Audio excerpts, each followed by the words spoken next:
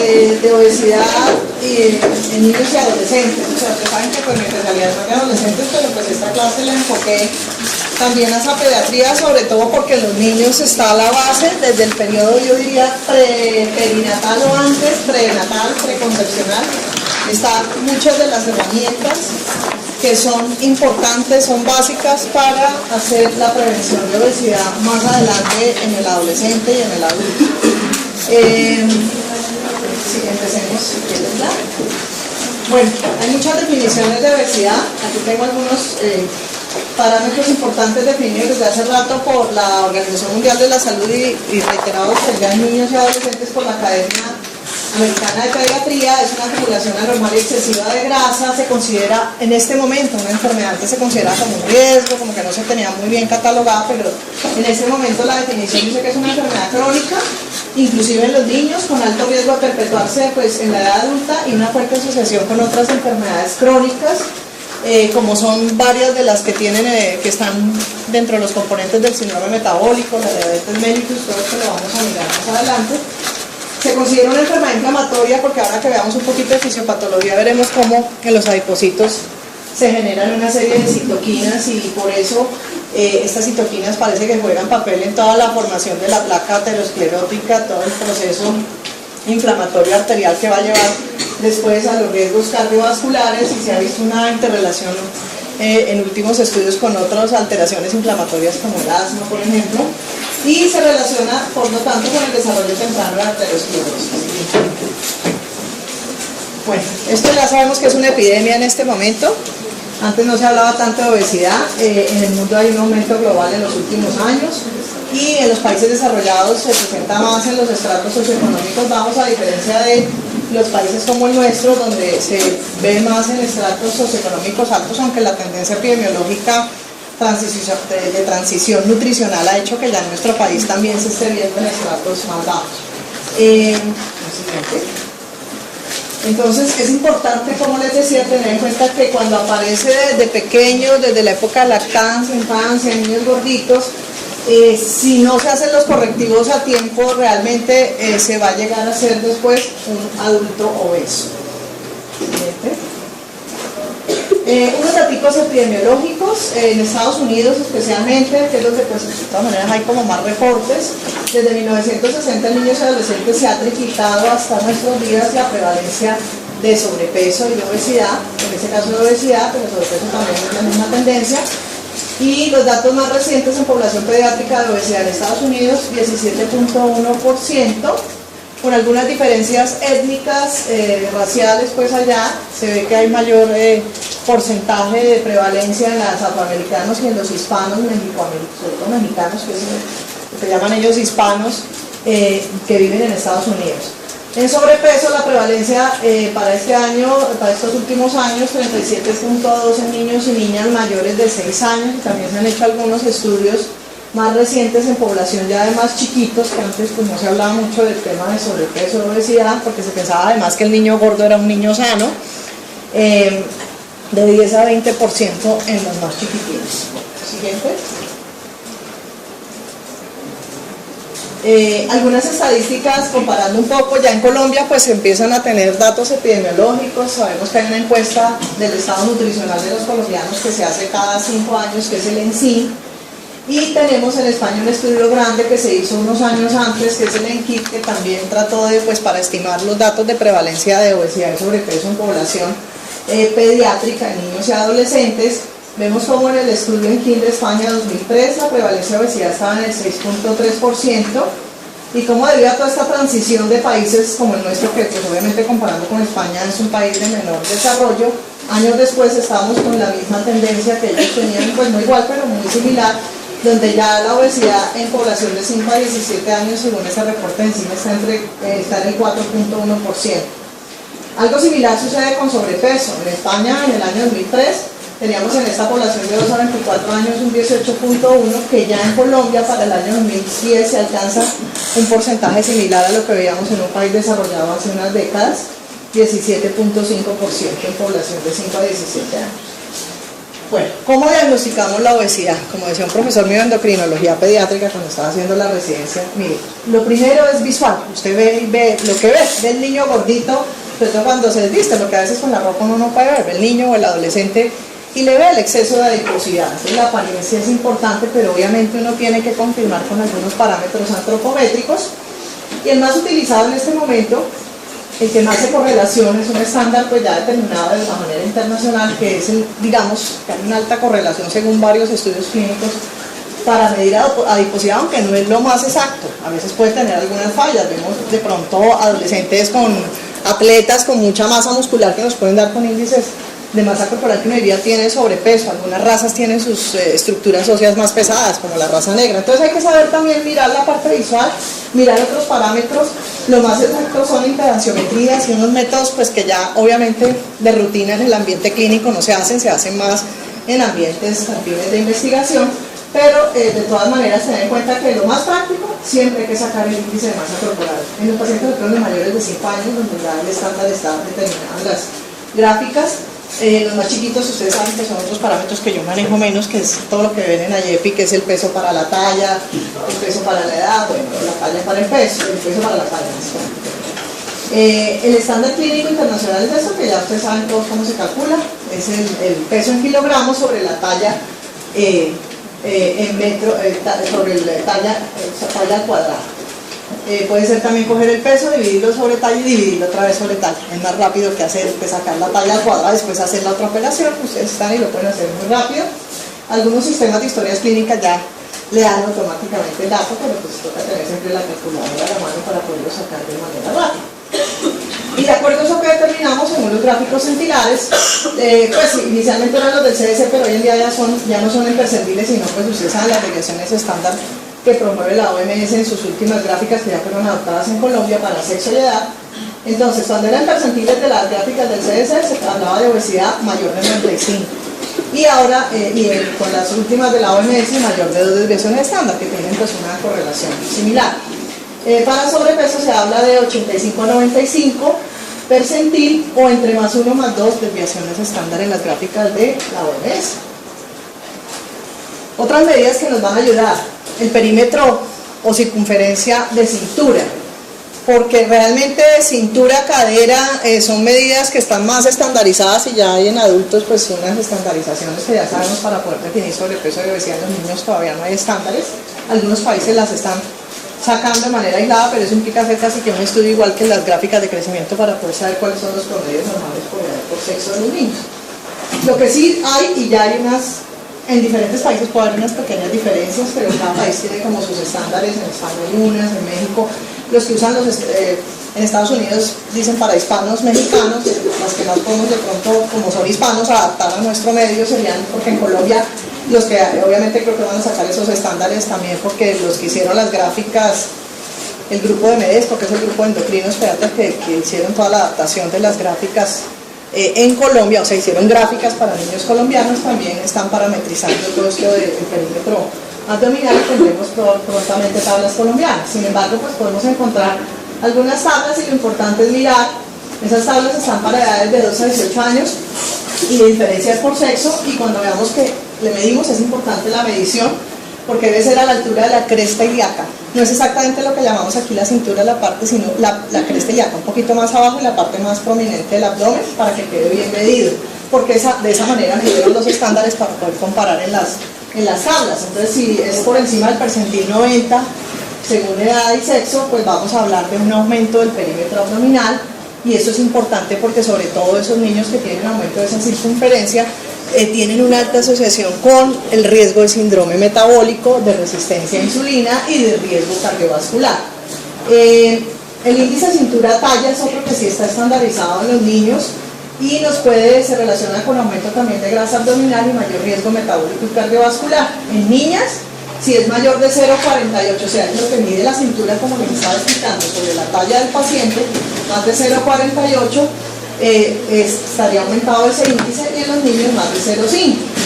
Otras medidas que se hacen, que tampoco normalmente de pronto las nutricionistas, nutriólogos, algunos endocrinólogos pediatras tienen los glicómetros, pero ustedes saben que en la consulta general de atención primaria pues es para consultas más especializadas. pueden medir pliegues y algunas circunferencias. La del brazo, digamos, es la más usada y para eso pues también hay tablas con percentiles. Si está por encima del percentil 90, pues hablaremos de un aumento de los pliegues, pliegue tricipital, pliegue subescapular. Hay varios que se pueden tomar y están estandarizados también con tablas. Siguiente. Ya hablando un poquito del tema de etiología de la obesidad, realmente, pues, como vamos a ver, es multifactorial. O sea, hay obesidades que se llaman primarias o exógenas o simple, y la obesidad endógena, que es secundaria a alguna causa patológica o algún síndrome genético que produce esa obesidad.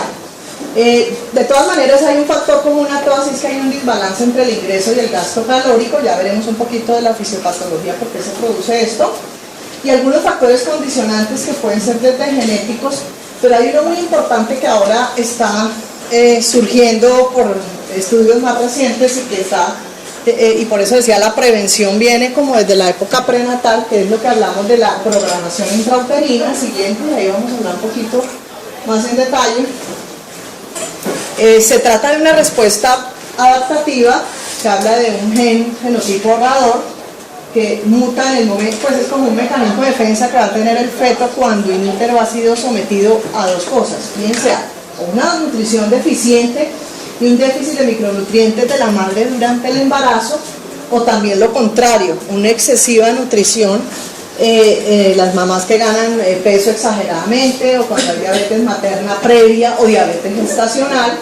Pero también el caso contrario, o sea, son niños que nacen gordos, que son macrosómicos, pero también hay un riesgo más por el fenotipo ahorrador, y es como un reseteo del metabolismo y como un mecanismo de defensa, porque estuvo sometido a toda esa noxa durante el embarazo. Y entonces, además que esos niños son generalmente sobrealimentados cuando ya nacen y hacen unos reatrapajes muy grandes, muy rápidos, y pueden tener más riesgo después de desarrollar obesidad y síndrome metabólico, de algunos riesgos cardiovasculares, que son los recién nacidos pequeños para la edad gestacional. Bueno, algunos factores ambientales, además de los genéticos y de programación intrauterina. Todo lo que tiene que ver con la alimentación desde las primeras etapas de la vida, el grado de actividad física desde chiquitines, no solamente pues en la adolescencia, sino pues los niños que juegan más, que son más activos, y la tendencia ahora últimamente al sedentarismo, y algunos factores psicológicos que tienen que ver también con pautas de crianza, dinámicas familiares, y algunos otros temores y alteraciones en el niño y en la familia que pueden llevar a sobrealimentación en un momento dado, o a mal manejo pues, de todo esto, que ya veremos más adelante como medidas preventivas que podemos hacer. Siguiente. Entonces, como les decía, la exógena simple, afortunadamente o desafortunadamente, porque cuando es endógeno uno encuentra una causa que de pronto puede tratar o controlar más fácil. A veces esta es más difícil inclusive de manejar, aunque no tengan ninguna patología, es el 90-95%. Las endógenas tienen una causa patológica, de estas las más importantes. Causas endocrinas, cuando hay un hipotiroidismo, bien sea congénito o adquirido, una enfermedad de Cushing, un déficit de hormona del crecimiento, son niños que tienen talla baja pero que también tienden a tener sobrepeso, obesidad, alteraciones del sistema nervioso central como antecedentes de tumores, cirugías o trauma, sí, porque pues se van a alterar todos esos núcleos que hay en el hipotálamo que son reguladores del apetito y de la saciedad. Algunos síndromes genéticos, especialmente el de Prader-Willi, pues, digamos es el más nombrado. El Bardet-Biedl es parecido, pero con hipoacusia, es el otro componente, son niños de talla baja, con hipogonadismo, con retardo mental y con obesidades inclusive mórbidas. El uso de algunos medicamentos que siempre debemos interrogar en la anamnesis, corticoides, ácido valproico, algunos psicofármacos también van a producir como efecto secundario aumento de peso. Siguiente. Entonces ya un poquito los mecanismos fisiopatológicos son muy complejos y ustedes lo van a ver en los libros y a veces un poquito enredado, porque además cada vez hay nuevos neurotransmisores y nuevas sustancias que se están descubriendo que están implicadas en la obesidad. Cada vez hacen más estudios en modelos animales, donde nos van, y todavía es un misterio saber finalmente qué es lo que lo produce, pero sí se habla pues de algunas mutaciones genéticas que llevan o el reseteo ese que tiene que ver un poco con el mecanismo que les decía del fenotipo ahorrador en los casos en que esto sucede. Hay señales orexígenas y anorexígenas en toda la regulación hipotalámica. Intervienen principalmente los núcleos ventromedial y paraventricular, que están en el área lateral del hipotálamo, en todo lo que tiene que ver con la regulación del apetito. Y hay algunos neurotransmisores implicados tanto en la regulación del apetito como en el gasto energético. Siguiente. Algunos neurotransmisores se han identificado como supresores del apetito, como el GABA, glutamato, neuropéptido Y, opioides, norepinefrina, entre otros. Y algunos son estimulantes del apetito, como serotonina, dopamina, melanocortina y neurotensina. Siguiente. Esto pues es un descubrimiento pues ya no tan reciente. La adiposito, digamos, desde hace tiempo se hablaba de adiposito, pero digamos cuando yo me estaba formando hace muchos años como estudiante, se consideraba que solamente era como una célula de depósito, ¿no? Era depósito grasa y no se conocía una cantidad de funciones endocrinas y la generación de una serie de sustancias, de péptidos diferentes en el adipocito, que tienen que ver además con la regulación de todo el tema de obesidad, de apetito y de saciedad, la secreción de adipocitoquinas. Hay diferentes, la leptina por excelencia, digamos que el primero que se descubrió y el que juega un papel de los más importantes. Los niveles séricos de leptina están relacionados con el porcentaje de grasa corporal. A mayor adipocitos, mayor porcentaje de grasa corporal, hay mayor número de adipocitos y hay mayor secreción de leptina. Entonces, cuando se descubrió la leptina, se dijo, no, aquí se tiene la solución para el manejo de la obesidad, ya que es un regulador del peso corporal y actúa como una aferente señalización de la saciedad. Entonces, lo que hace es aumentar la saciedad y disminuir la ingesta. Entonces, perfecto, hacemos síntesis de leptina sintética, les damos a los obesos y resulta que después se dieron cuenta que los obesos desafortunadamente son resistentes, a pesar de que tienen niveles incrementados de leptina. Los receptores no actúan a nivel de receptores porque se sabe que hay una resistencia a la leptina, entonces no se obtiene sino lo contrario del efecto que se desearía. Siguiente. Otra importante es la adiponectina, que los niveles son un poco menores en los hombres que en las mujeres. Se habla de niveles séricos, eso se puede determinar algunos, pues ya los endocrinos, los nutriólogos, de pronto como parte de la evaluación de la obesidad, pueden dosificar niveles de leptina y de adiponectina. Es una relación, es lo contrario que digamos que esta más bien, los niveles más altos van a promover la disminución de peso. Es una relación inversa: a mayor índice de masa corporal, menor producción de adiponectina, o a menor adiponectina, mayor índice de masa corporal. Entonces aumenta ese insulino sensibilizante y puede actuar disminuyendo el riesgo aterogénico y cardiovascular. Siguiente. Se habla de algunas citoquinas proinflamatorias, como la interleuquina 6, factor de necrosis tumoral alfa, proteína C reactiva, todos estos de pronto involucrados después en el proceso aterogénico. Siguiente. Entonces ya entrando, saliendo un poco de la fisiopatología, entrando a la parte práctica, ¿qué debemos hacer cuando vemos pacientes, niños, adolescentes obesos? Primero, pues una excelente historia clínica entre los antecedentes, hacer énfasis precisamente porque todo esto nos va a llevar de pronto a ver qué tenemos que evaluar puntualmente en este adolescente, porque es que no solamente es el peso y la talla que él tenga y los síntomas, sino también, de acuerdo a la historia familiar, riesgos cardiovasculares, riesgos metabólicos, sobre todo preguntar si hay familiares en primer grado o sean los padres o hasta los abuelos, o un tío directo en primer grado que haya tenido un evento cardiovascular, llámese un accidente cerebrovascular trombótico o un infarto agudo de miocardio por debajo de los 55 años, porque vamos a ver ahorita que veamos indicaciones de tamizajes de lípidos. Eso nos aumenta el riesgo y está indicado, así en niños más pequeños por encima de los 2 años, hacer un tamizaje de perfil lipídico. La obesidad de los padres, dicen siempre que si uno de los padres es obeso, hay un porcentaje alto de probabilidad, pero digamos intermedio. Pero si ambos padres son obesos, casi que es cercano al 90% más de que el niño vaya a ser obeso. Y eso tiene que ver no solo de pronto con algunos marcadores genéticos, sino también con unos hábitos, o sea, en la parte ambiental. Estos padres obesos generalmente es porque también son sedentarios y pues comen muy mal, y eso es lo que le van a enseñar al niño dentro de ese ambiente familiar. El síndrome de ovario poliquístico, el peso de hermanos y de otros familiares, si hay consanguinidad, sobre todo por el riesgo de algunos síndromes que cursan con obesidad. Siguiente. En antecedentes personales, obviamente ya lo dije cuando hablamos un poco de etiología, tener en cuenta siempre lo perinatal. Porque veo un niño gordito, así sea ya pues adolescente, me devuelvo más en ese caso a la parte perinatal. Ganancia total de peso de la madre, si hubo un exceso de ganancia de peso, si hubo presencia de diabetes gestacional, peso y talla al nacer. Importantísimo, duración de lactancia materna. Sabemos que es un factor protector y que se está recomendando porque Se sabe que cuando hay lactancia materna exclusiva mínimo 6 meses y se puede ya acompañar de otros alimentos hasta el año, es un factor que, y parece que es que la leche materna tiene algo de leptina, o sea, se están estudiando algunas de estas sustancias que pueden en un momento dado favorecer la prevención de obesidad. No tanto con el desarrollo temprano de arteriosclerosis. Bueno, esto ya sabemos que es una epidemia en este momento. Antes no se hablaba tanto de obesidad, en el mundo hay un aumento global en los últimos años y en los países desarrollados se presenta más en los estratos socioeconómicos bajos, a diferencia de los países como el nuestro, donde se ve más en estratos socioeconómicos altos, aunque la tendencia epidemiológica de transición nutricional ha hecho que ya en nuestro país también se esté viendo en estratos más bajos. Entonces es importante, como les decía, tener en cuenta que cuando aparece desde pequeños, desde la época de lactancia, infancia, niños gorditos, si no se hacen los correctivos a tiempo, realmente se va a llegar a ser después un adulto obeso. Unos datos epidemiológicos en Estados Unidos especialmente, que es donde pues de todas maneras hay como más reportes. Desde 1960 en niños y adolescentes se ha triplicado hasta nuestros días la prevalencia de sobrepeso, y luego dentro de los componentes del síndrome metabólico, la diabetes mellitus, todo esto lo vamos a mirar más adelante.